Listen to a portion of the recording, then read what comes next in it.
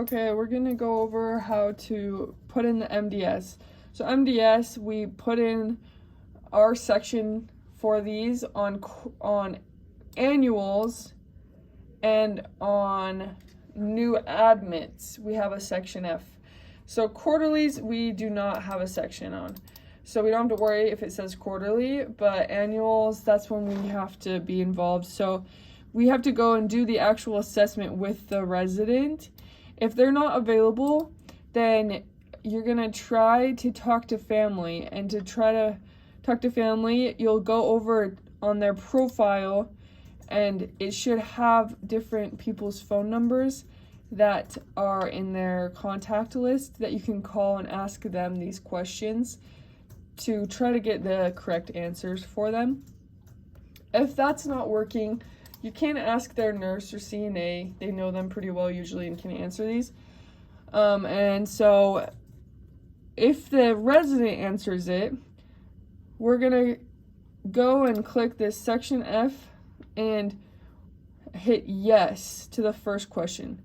The first question is asking if they were able to complete the interview. And so it's a yes. It's kind of worded weirdly, but if the resident did it, it's a yes. If they didn't, it's a no. So we hit yes, and then you go through each of those questions and you fill in what they answered. And we usually bring a paper copy and do it that way, but you can bring your laptop and just fill it out as you ask. And then if you hit no because you asked the staff the questions, you'll hit no up here, and all of these questions are gonna get blocked out. They will instantly disappear and not be able to be filled out until you get down to 600. So this is going to ask who was the respondent for these preferences, and then if you put actually I don't think it will ask you that. It will go down to 700, F700, and it will ask if staff should be asked about the preferences, and you will hit yes.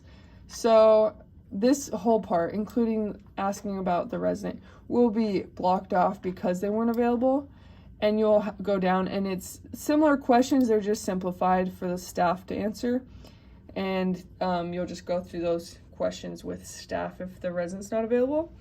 Both questionnaires are printed in our binder to access if you don't want to do it electronically with the resident, and if needed, you can ask staff for the location of those.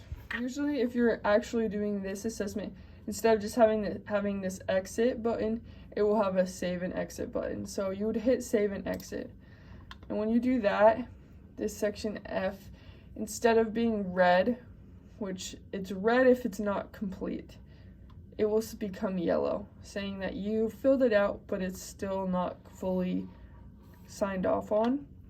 Up here, this signed off button, this is also going to be yellow.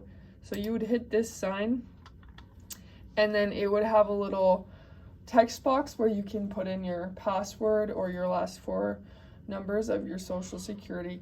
And then once you type that in, you'll hit sign, and then that's when this will turn green, and then that's all you have to do in this section.